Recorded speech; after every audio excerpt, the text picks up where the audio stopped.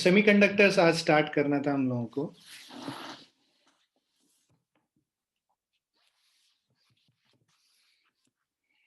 Classification of solids on the basis of their conductivity.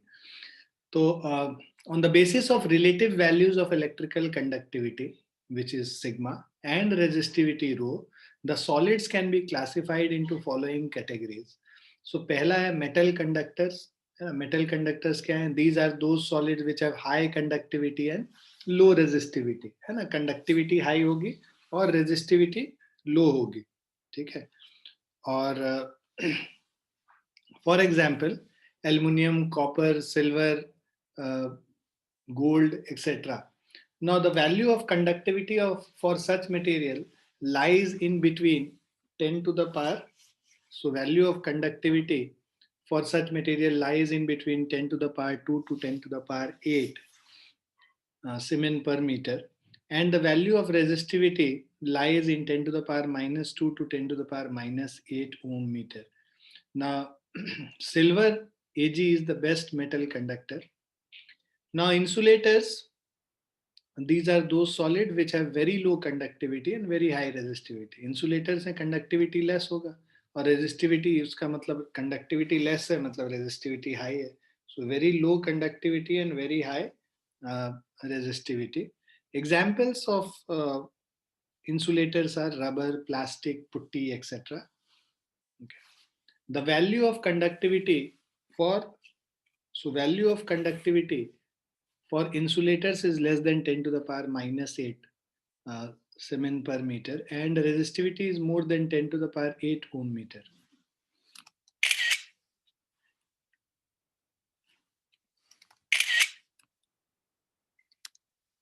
उसके बाद आता है semiconductors. So these are those solids which have conductivity and resistivity in between metal conductors and insulators.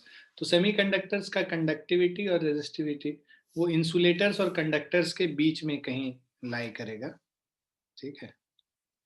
The value of conductivity for semiconductor lies in between 10 to the power minus 5 to 10 to the power 0 Siemens per meter, and of resistivity between 10 to the power 5 to 10 to the power 0 ohm meter. Now, our interest in this chapter is in the study of semiconductors, which can be of following three types. So, elemental semiconductors, there are three types of semiconductors. Two types of semiconductors: elemental semiconductor and compound semiconductor. हम लोग जो अभी course में हम लोग पढ़ेंगे elemental semiconductors नहीं पढ़ेंगे. These are the semiconductors available in the natural form. Examples are silicon and germanium. Compound semiconductor, these are the semiconductors which are made by compounding the metals. Examples are, अब इसमें भी तीन तरह के हैं: inorganic semiconductor, organic semiconductor और organic polymer semiconductor. Inorganic semiconductor के example हो गए ना, कैडमियम और सल्फर के बीच में जो कंपाउंड है, गैलियम और आर्सेनिक के बीच में, कैडमियम और सेलेनियम के बीच में, है ना. तो ये सब इनऑर्गेनिक सेमीकंडक्टर्स हो गए. ऑर्गेनिक सेमीकंडक्टर्स के एग्जांपल हो गए एंथ्रासीन और डोप्ड थैलो सायनिन्स. और ऑर्गेनिक पॉलीमर सेमीकंडक्टर का एग्जांपल हो गया पॉलीपायरोल एंड पॉलीएनिलीन एंड पॉलीथायोफीन. तो ये सब एग्जांपल्स हैं. एक एक एग्जांपल, दो दो एग्जांपल याद कर लोगे तो अच्छा है. Now, according to Bohr's theory of atomic spectra and concept of electronic configuration, the electrons in an isolated atom have certain definite discrete amounts of energy corresponding to different cells and subcells. It means there are well-defined energy levels of electrons in an isolated atom. So if large number of atoms are brought close to one another, are brought close to one another to form a crystal, they begin to influence each other. Due to this interatomic interaction, there is no appreciable modification in the energy levels of electrons in the inner shell, but there is a considerable modification in the case of energy level of the electrons in the outer shell. So this is due to the fact that valence electrons are shared by valence electron are shared by more than one atom in the crystal. To understand this modification of energy levels, consider a single silicon or germanium crystal containing n atoms. Each atom in the crystal is situated at a lattice site. तो basically क्या है कि यहाँ पे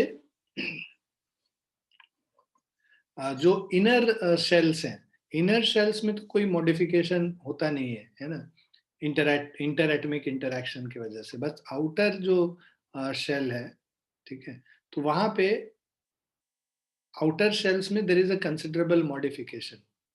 वो हम लोग अभी देखेंगे भी जब हम लोग वैलेंस सेल और वैलेंस बैंड और एनर्जी बैंड्स देखेंगे, valence band, conduction band, energy gap, ये सब पढ़ेंगे तब आप लोग ये चीज देखेंगे. अब यहाँ पे हम लोग basically to understand this modification of energy level consider a single silicon और germanium crystal containing n atoms. Each atom in the crystal is situated at a lattice site. So for silicon atom, atomic number is 14.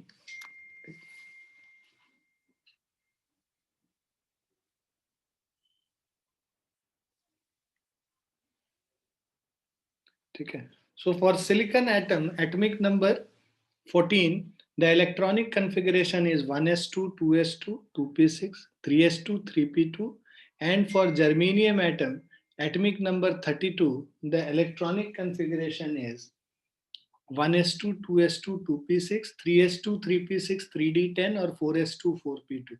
तो ये electronic configuration हम लोग दोनों का, silicon और germanium का देखते हैं. तो आउटर मोस्ट ऑर्बिट में यहाँ पे भी 4 इलेक्ट्रॉन है ना, इसमें भी 4 इलेक्ट्रॉन है, इसमें भी 4 इलेक्ट्रॉन. अब s में तो 2 ही रहता है, ये तो कंप्लीटली फिल है, और p वाले में जो 6 होता है उसमें से 4 एम्प्टी है, यहाँ पे भी 4 एम्प्टी है. So both the atom has 4 valence electron, है ना, 2 + 2, दोनों में 4 वैलेंस इलेक्ट्रॉन है, यहाँ पे भी और इसमें भी, दोनों में 4 वैलेंस इलेक्ट्रॉन है. So each, but both the atom has 4 valence electron, that is number of electrons in the outermost orbit is 4, 2 s electrons and 2 p electrons. Therefore, the total number of valence electron in the crystal of silicon or germanium is 4n. तो हम लोगों ने देखा कि यहाँ पे जो lattice बन रहा है, n एलिमेंट, n एटम्स का लैटिस बन रहा है, राइट. n एटम्स का जो लैटिस बनेगा, एक एटम में 4 वैलेंस इलेक्ट्रॉन है, तो जो टोटल n एटम्स में कितने हो जाएंगे, 4n वैलेंस इलेक्ट्रॉन हो जाएगा. So maximum number of electrons in the outer orbit of silicon atom can be 8, that is 2s electron and 6p electrons. It means for 4n valence electron there are 8n available energy state.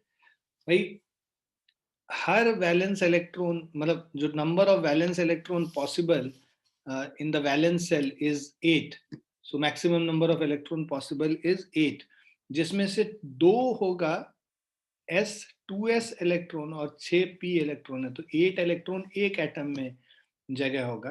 और अगर n atoms हैं तो 8n available energy states होंगे. In figure, the interatomic spacing r is shown on the x-axis and energy on the y-axis. तो इंटरएटमिक spacing से हम लोग अगर उसके एनर्जी को स्टडी करते हैं, राइट, एनर्जी लेवल डायग्राम इसको हम लोग फिर, this is known as energy level diagram for you know interatomic spacings at different level, जैसे ए बी सी डी ऐसे करके अलग अलग लेवल्स दिया हुआ है. Now, process of splitting of energy level for silicon can be understood by considering the different situation as given below. तो यहाँ पे देखो, ये जो एनर्जी लेवल है, ये एनर्जी लेवल यहाँ पे स्प्लिट कर जा रहा है 2 पार्ट में, ठीक है. यहाँ पे ये 2 पार्ट में स्प्लिट हो जा रहा है, एक ये पार्ट हो गया और एक ये पार्ट हो गया. ये जो पार्ट है इसको हम कहते हैं कंडक्शन बैंड, और ये जो पार्ट है ये वैलेंस बैंड. तो वैलेंस बैंड और कंडक्शन बैंड के बीच में जो एनर्जी का जो गैप है, इसको फॉरबिडन एनर्जी गैप कहते हैं. तो ये जो प्रोसेस ऑफ स्प्लिटिंग है ना, this splitting we will be understanding अभी कैसे ये स्प्लिट कर रहा है energy band. So process of splitting of energy level for silicon can be understood by considering different situation as discussed below. पहला है, if the interatomic spacing of silicon atom is very large, ठीक है, तो मान लो interatomic spacing जो है is very large, d के भी beyond, मतलब r is greater than d. So r is equal to d which is very very greater than a. ठीक है. So ए क्या है? A is the crystal lattice spacing. तो crystal lattice spacing में दो एटम के बीच में जब लैटिस के फॉर्म में है, लैटिस सॉलिड स्ट्रक्चर तो तुम लोग पढ़े हो, तुम लोग को पता है लैटिस क्या होता है, राइट? तो ये जो इस तरह से लैटिस बनता है, मान लो अगर क्यूबिकल लैटिस हम लोग समझ रहे हैं,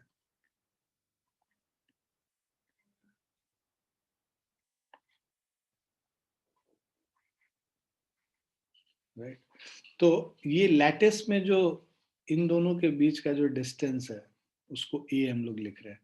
तो R is equal to D अगर interatomic space is equal to d, which is much larger than the inter crystal lattice spacing a. There is no interatomic interaction because ये atoms दूर दूर है, तो atoms के बीच में interatomic interaction जो होगा that is negligible. There is no interatomic interaction. Each atom in the crystal behaves. So each atom in the crystal behaves as a free atom. In this situation, each of n atom has its own identical energy level, which are sharp, discrete, and distinct. So the electronic configuration of silicon of atomic number 14. तो यहाँ पे देखो क्या है, there is कोई interatomic interaction नहीं है, तो each atom in the crystal behave as a free atom, right? Crystal में जितने भी एटम होंगे वो फ्री एटम के तरह बिहेव करेंगे.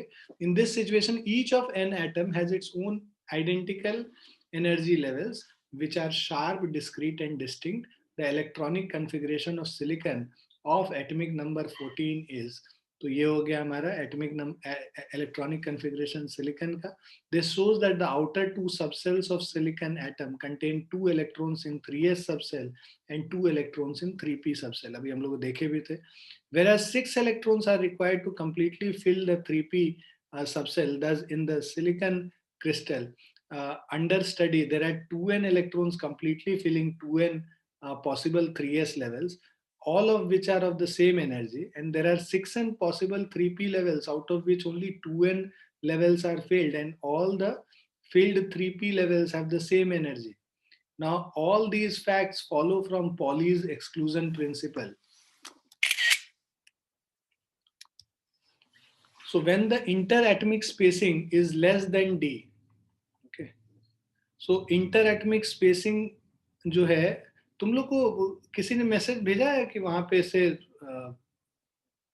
प्रिंटेड नोट्स कलेक्ट कर लेने के लिए सेंटर से?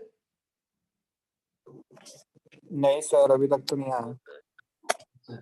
तो वो जो आगे के वॉल्यूम्स है ना, एक वॉल्यूम फिजिक्स का, एक केमिस्ट्री का जो है वहां पे रखा हुआ है, सेकेंड वॉल्यूम जो है, और थर्ड वॉल्यूम में फिजिक्स पूरा कंप्लीट हो जाएगा. तो अभी ये खत्म करके ये चैप्टर, उसके बाद फिर हम प्रिंट में भेज देंगे. तो सेकेंड वॉल्यूम तुम लोग कलेक्ट कर सकते हो. उसमें इलेक्ट्रोमैग्नेटिक वेव्स तक दिया हुआ है, ईएम वेव्स तक दिया हुआ है. ठीक है,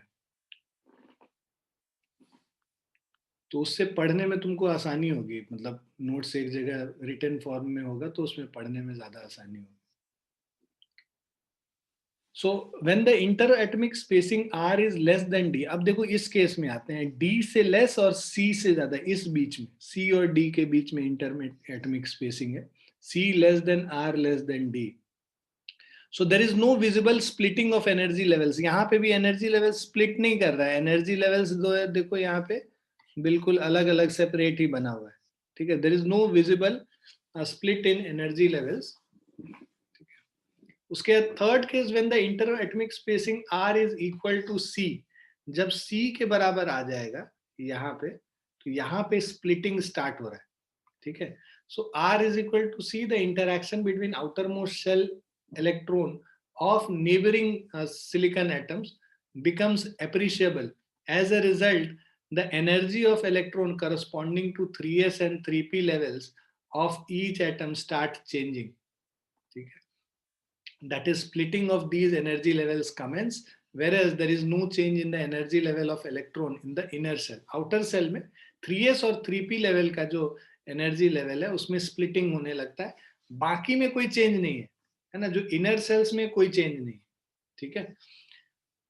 Fourth point, when the interatomic spacing R lies between B and C, और जब interatomic point जो है ये B और C के बीच में जब lie करेगा, that is B less than R less than C, the energy of electron corresponding to 3s and 3p levels of each atom gets slightly changed.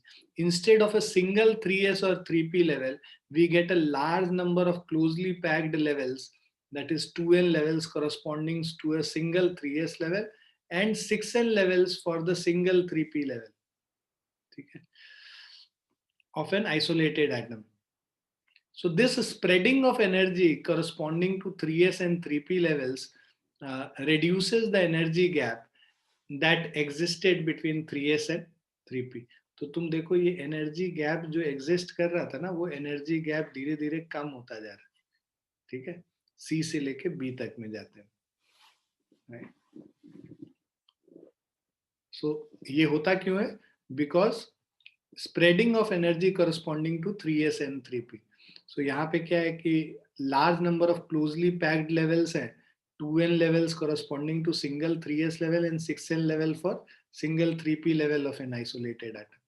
Now, since number n is very large and the energy of 3s and 3p level is of the order of few electron volt, the levels due to spreading of energy of 3s or 3p level are very closely spaced. So this collection of closely spaced level is called energy band. तो जो closely spaced 3s और 3p जो 8n levels होंगे इसमें, वो बहुत closely spaced होंगे. Closely spaced होंगे, इनके बीच का जो डिस्टेंस है इलेक्ट्रॉन वोल्ट्स में बहुत छोटा एनर्जी गैप है. So this collection of closely spaced levels is called energy band. उस पूरे कलेक्शन को हम लोग एनर्जी बैंड कहते हैं. अब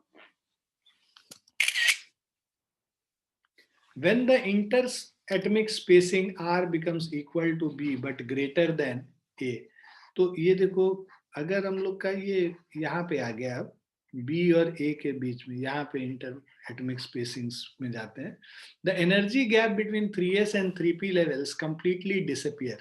तो यहाँ पे देखो एनर्जी गैप ही गायब हो गया, यहाँ से यहाँ तक के बीच में there is no energy gap, ये पूरा continuous हो गया. यहाँ completely disappears and 8n energy levels are continuously distributed. है ना, कोई इसमें एनर्जी गैप नहीं है, कंटिन्यूअसली डिस्ट्रीब्यूटेड है ये सारे energy levels. In such a situation it is not possible to distinguish between electrons belonging to 3s and 3p subshells. ठीक है, तो इस सिचुएशन में it is not possible to distinguish between 3s and 3p levels के subshells के electrons. सारे तो कंटिन्यूअस हो गया, तो उसमें तुम 3s और 3p को डिस्टिंग्विश नहीं कर सकते. We can only say 4n levels are filled and 4n levels are empty. भाई टोटल 8 में से 4 इलेक्ट्रॉन फिल्ड है, 4 इलेक्ट्रॉन का जगह खाली है, तो टोटल 8n स्पेस था, उसमें से 4n स्पेस फिल्ड है और 4n एम्प्टी है. ये बस बता सकते हैं हम लोग. Sixth point is when an interatomic spacing R becomes equal to A, right? तो ये जो interatomic spacing है, ये जो interatomic spacing R जब ये A के बराबर हो जाएगा, ठीक है? So when the interatomic spacing R becomes equal to A, the actual spacing in the crystal, then at absolute zero, the band of 4n filled energy levels is separated from the band of 4n unfilled energy level. जब ये interatomic spacing A के बराबर हो जाएगा, जो crystal lattice में जो actual spacing होता है, the actual spacing in the crystal, then at absolute zero, the band of 4n filled energy level is separated from the, तो ये जो पूरा band है, यहाँ पे अलग अलग नहीं होगा 8n level, एक पूरा band होगा जो कि 4n कंप्लीटली फील्ड होगा और 4n कंप्लीटली एम्प्टी होगा, right? So 4n filled energy levels is separated from a band of 4n unfilled energy levels by an energy gap called energy band gap, which is denoted by Eg, है ना? तो ये जो इनके बीच में जो difference है, इसको हम लोग Eg से रिप्रेजेंट कर रहे हैं. The lower completely filled band is called valence band, okay? And the upper unfilled band is called conduction band. तो ये जो अनफील्ड है ये कंडक्शन बैंड हो गया, और जो कंप्लीटली फील्ड है वो वैलेंस बैंड हो गया. The position of energy band in a semiconductor at 0 kelvin are shown in the figure. तो ये जो position of energy band in semiconductors at 0 kelvin is shown in the figure. Now the lowest energy level in the conduction band is known as EC, and the highest energy, तो ये है 0 kelvin पे ना, जो lowest है conduction band का energy level उसको EC से रिप्रेजेंट कर रहे हैं, और highest of valence band is EV, और इनके बीच का जो एनर्जी गैप है उसको EG से रिप्रेजेंट करते हैं, जिसको एनर्जी गैप कहते हैं. So the lowest energy level in the conduction band is known as EC, and the highest energy level in the valence band is known as EV. The separation between the top of the valence band and bottom of the conduction band is known as energy band gap. Now, difference between valence band, conduction band and energy band gap. Valence band क्या है? In the energy band diagram of semiconductor, the valence band is a lower band belonging to valence electrons of the given crystal. This band may be partially or completely filled with electrons. This band is never empty.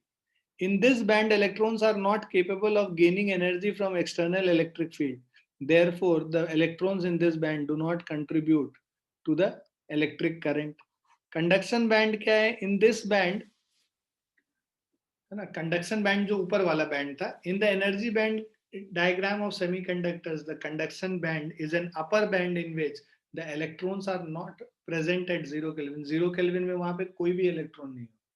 At room temperature, this band is either filled or either empty or partially filled with electrons.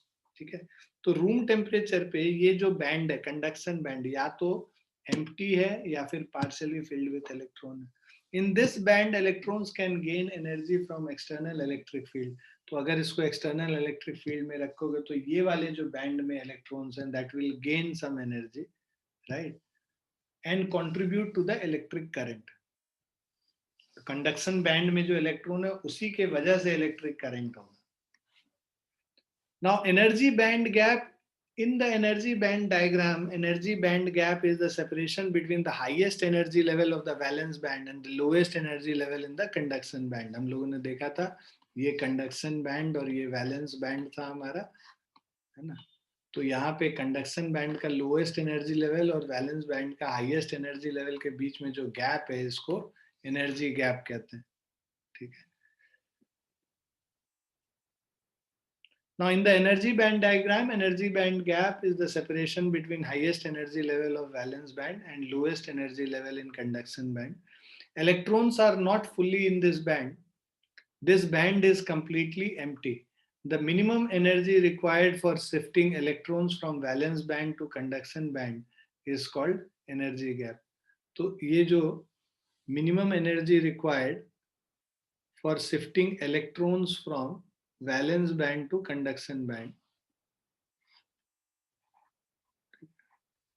तो valence band से conduction band में ले जाने के लिए जो minimum energy required है for shifting electrons, this is known as energy gap, EG से जिसको रिप्रेजेंट करते हैं.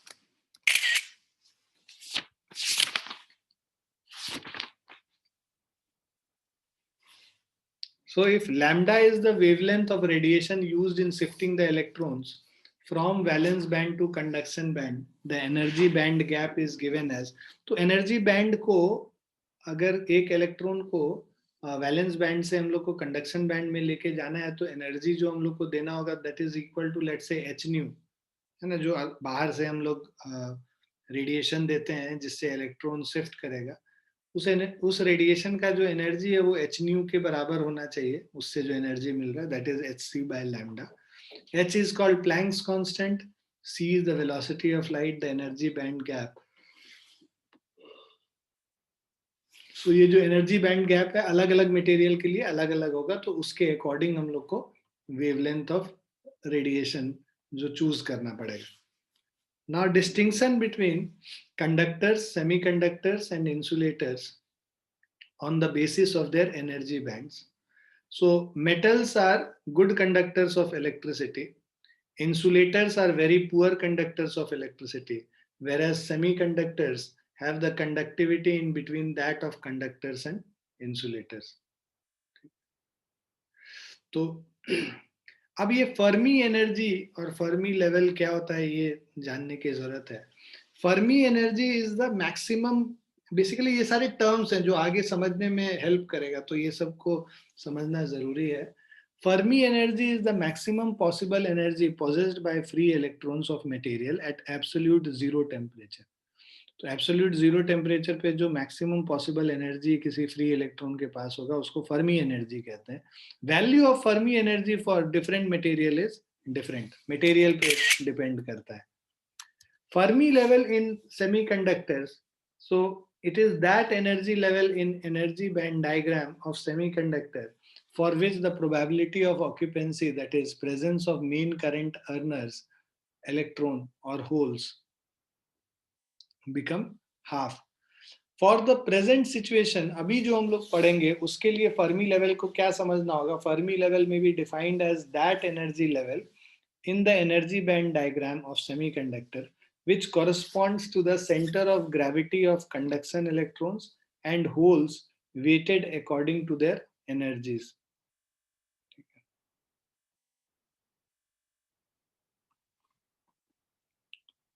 Now, when the temperature of a semiconductor is raised to T Kelvin, the position of Fermi level is raised by KT from its initial position at a given temperature, where K is the Boltzmann constant. Now, depending upon the relative position of the valence band and the conduction band, the solids can be classified into metals, that is conductors, insulators and semiconductors. तो ये समझना जरूरी है कि जो ये weighted average देता है आपको, जो फर्मी लेवल है, ये क्या बताता है, energy level in the energy band diagram. हम लोग के पास एक कंडक्शन बैंड है और हमारे पास एक वैलेंस बैंड है, राइट.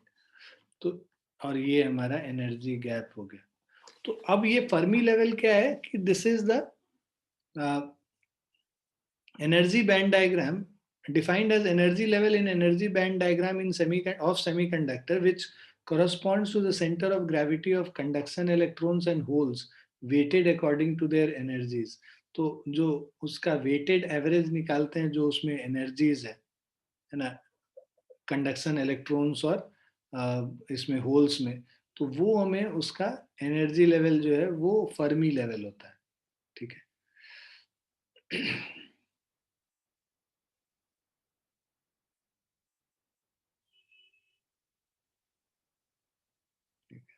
तो यहाँ पे भी समझोगे तो वही चीज कह रहा है, energy level in energy band diagram of semiconductor for which probability of occupancy, किसका ऑक्यूपेंसी, इलेक्ट्रॉन्स और होल्स का प्रोबेबिलिटी ऑफ ऑक्यूपेंसी जब हाफ हो जाता है जिस लेवल पे, उसको हम लोग फर्मी लेवल कहते हैं.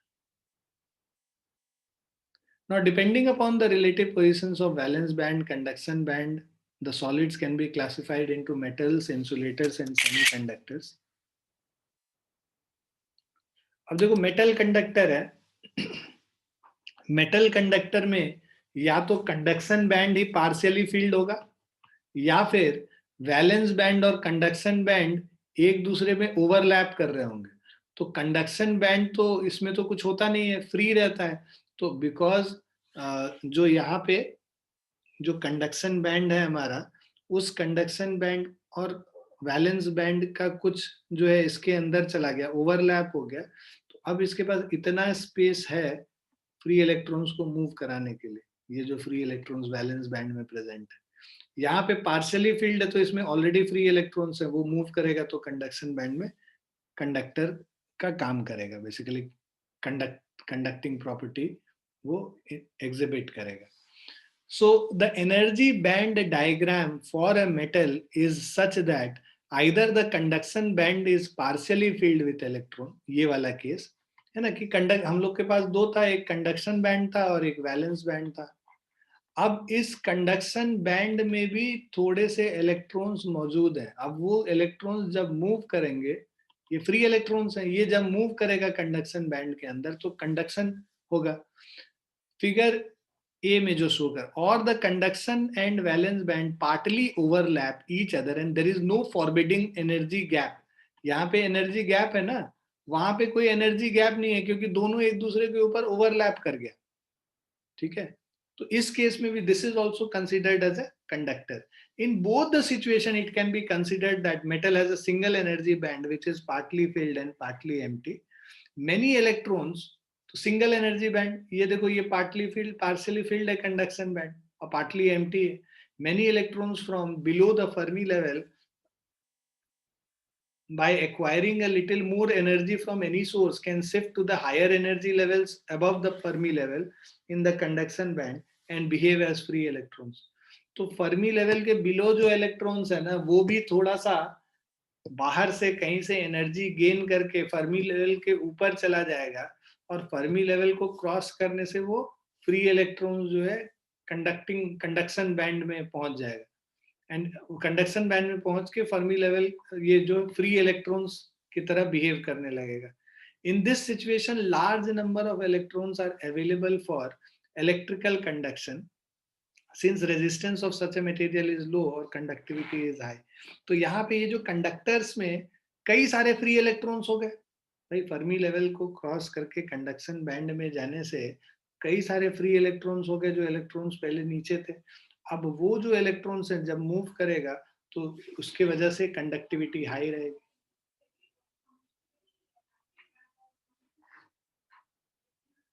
अब even if a small electric field is applied across the metal, these free electrons start moving in a direction opposite to the direction of electric field. तो जैसे even if small electric field is applied, अगर छोटा कम electric field भी apply करेंगे तो metal, these free electrons start moving in direction opposite to the direction of electric field. Due to it, a current begins to flow through it and hence metal behaves as a conductor. ठीक है, तो ये metal conductors का valence band और conduction band और energy gap के बारे में स्टोरी हो गया. अब हम लोग इंसुलेटर्स पे आते हैं. इंसुलेटर नाम ही है भाई, कंडक्शन बैंड और वैलेंस बैंड के जितना ज्यादा एनर्जी गैप हो सकता है वो इंसुलेटर के अंदर होगा. So energy band diagram of insulator is shown in this figure. Here the valence band is completely filled and the conduction band is empty and energy gap is quite large. ठीक है, तो आप ये देखिए valence band is completely field, पूरी तरह से field है. Conduction band is completely empty and energy gap is quite large, greater than 3 electron volt. Since the valence band is completely filled as per Pauli's exclusion principle, therefore the electrons are not free. Again, due to large energy gap, no electron is able to go from valence band to the conduction band, even if electric field is applied. Hence, electric conduction in these material is impossible and they behave as insulators. ठीक है, energy gap इतना ज्यादा है कि due to large energy gap no electron is able to go from valence band to conduction band. Valence band से conduction band में कोई भी नहीं जा पाएगा इवन इफ बाहर से हम इलेक्ट्रिक फील्ड अप्लाई करें. Hence electric conduction in these material is impossible and they behave as insulators. Clear है बच्चों? Yes sir. Yes. सेमीकंडक्टर्स पे अब आते हैं. So the energy band diagram of a semiconductor is shown in the figure. Here also the valence band is totally filled and the conduction band is empty. But energy gap between conduction band and valence band is quite small. It is less than 3 electron volt. वहाँ पे it was greater than 3 electron volt. it is less than 3 electron volt in case of semiconductors. So at a 0 Kelvin temperature, electrons are not able to cross even this small energy gap. जो 0 Kelvin temperature पे ये फिर भी नहीं cross कर पाएगा, इस छोटे एनर्जी गैप को भी नहीं क्रॉस कर पाएगा, and hence conduction band remains totally empty. Therefore semiconductor at 0 Kelvin behaves as insulators. तो 0 Kelvin में this will still behave as an insulator, right? अब आते हैं, the resistance of semiconductor would not be as high as that of insulator. Insulator का जितना ज्यादा resistance है, semiconductor का उतना ज्यादा रेजिस्टेंस नहीं है. The size of the energy gap between the conduction band and valence band for different material is different, है ना? तो अलग अलग मटेरियल का अलग अलग होगा जो ये एनर्जी गैप का जो साइज है. The maximum energy which an electron can have at 0 Kelvin is called Fermi energy, which is also different for different materials. ठीक है.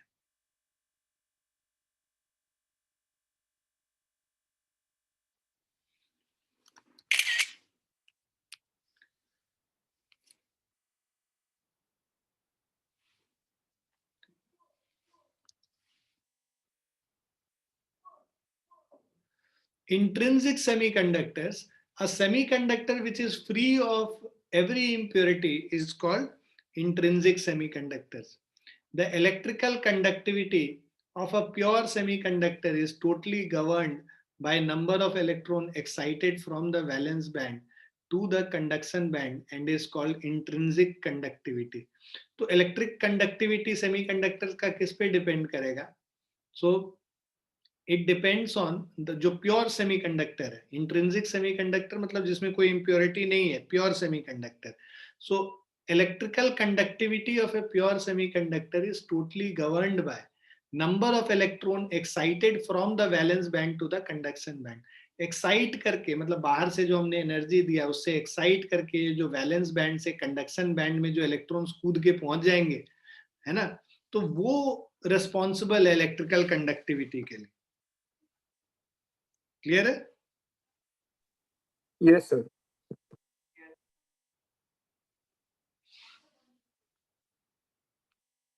Now germanium and silicon. So germanium and silicon are important examples of intrinsic semiconductors which are widely used in electronic and transistor manufacturing. The electronic configuration of silicon and germanium are as follows. तो silicon का जो electronic configuration देखेंगे 1s2, 2s2, 2p6, 3s2 और 3p2. germanium का भी हम लोग ने देखा है 32 है तो 1s2, 2s2, 2p6, उसके बाद 3s2, 3p6, 3d10 और 4s2 और 4p2.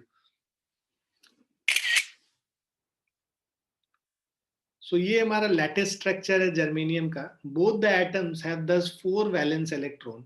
The crystal structure of germanium in 2 dimension is shown here. 3 dimension में ये इधर भी जाएगा, सॉरी, ठीक है. तो ये 2 डायमेंशनल फिगर हम लोग को दिख रहा है. जर्मेनियम के पास 4 वैलेंस इलेक्ट्रॉन है, तो ये इस तरह से स्ट्रक्चर बनाता है इसमें, ठीक है. और ये यहाँ पे दिखा रहा है इसका valence band, valence field valence band और एम्प्टी कंडक्शन बैंड, और इनके बीच का जो एनर्जी गैप है ये 0.72 electron volt, very very less, मतलब देखो 0.3 इलेक्ट्रॉन वोल्ट से भी बहुत कम. Now both the atoms have thus 4 valence electron. हम कोई भी यहाँ पे दिखा सकते हैं, यहाँ पे जर्मेनियम दिखाया है, सिलिकॉन भी आप दिखाएंगे, सेम चीज दिखेगा वहाँ. The 4 valence electron of a germanium atom form 4 covalent bonds by sharing the electrons of neighboring 4 germanium atoms. Each covalent bond shares 2 electrons, one from each atom. By forming such covalent bonds, each germanium atom in the crystal behaves as if the outermost orbit of each atom is complete with 8 electrons, having no free electrons in the germanium structure. ठीक है. तो जो covalent bond है ये share करता है 2 electrons, one from each atom, और ये कोवेलेंट बॉन्ड बनाने से क्या होगा, each germanium in the crystal behaves as if the outer most orbit of each atom is completely filled. भाई जब ये बॉन्ड बना लिया कोवेलेंट बॉन्ड, तो जो आउटर मोस्ट ऑर्बिट अब कंप्लीटली फिल्ड दिखेगा, having no free electrons in the germanium structure. ठीक है.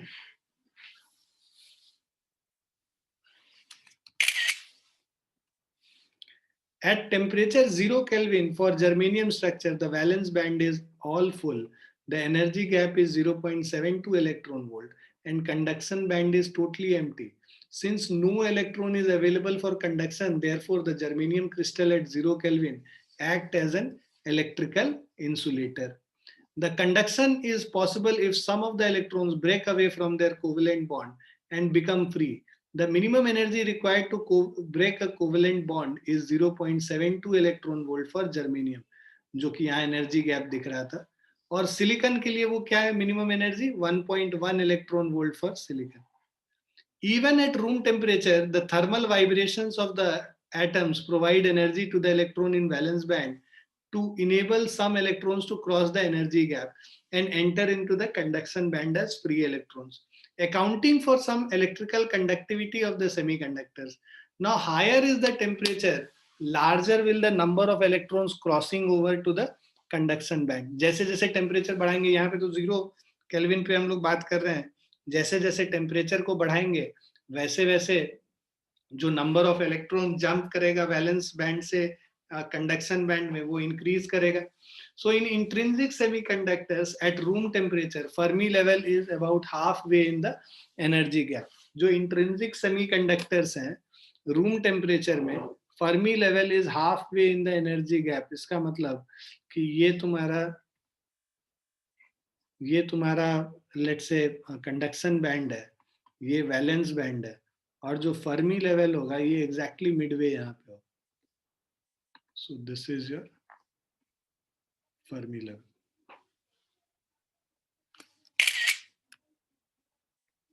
ठीक है, चलो आज हम लोग यहीं पे रुकेंगे, इसके आगे हम लोग नेक्स्ट क्लास में करेंगे.